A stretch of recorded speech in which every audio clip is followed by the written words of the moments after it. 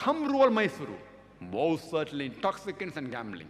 Wal anzabu wal azlamu, dedication of stones, divination of arrows. Rishthum min amali shaitan, these are Satan's handiwork. Fashtanibu lalakum tuflihun, abstain from this handiwork that you may prosper. The Quran says that alcoholism, gambling, these are Satan's handiwork. Abstain from this handiwork that you may prosper. You know, there is an inhibitory center in the brain, which prevents you from doing things which are not correct. For example, if I have to go for call of nature, my inhibitory center will say, don't do it here, go to the toilet. If I'm speaking to elders, my inhibitory center will say, speak with respect. Don't abuse your parents. Don't abuse your elders. Inhibitory center is working. Now, when you're intoxicated, this inhibitory center is inhibited by the alcohol. No wonder you find many alcoholics, they urinate in the clothes itself. They speak with abusive language. They don't respect their parents when they're intoxicated, and they don't care who is in front of them. They keep on speaking anything. The inhibitory center is inhibited.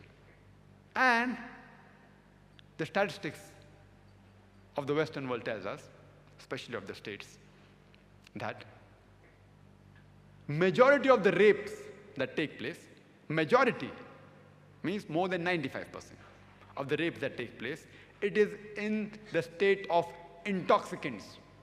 Either the rapist is intoxicated or the victim who was raped is intoxicated. More than 95%.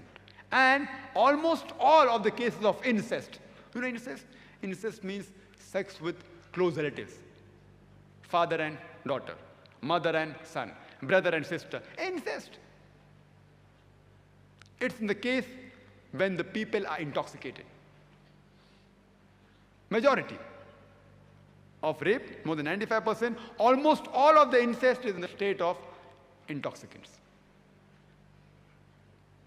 And imagine, even the AIDS, one of the reasons for AIDS to spread is alcoholism, which is a very dangerous disease. One of the reasons is alcoholism.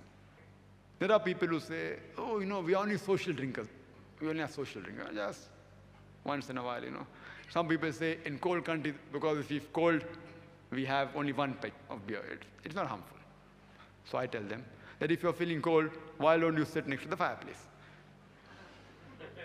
No, we want to drink something, I said, if you want to drink something, why don't you have honey? Honey keeps you more warm than alcohol. But in the honey, there's no kick which you get in the beer. People have excuses.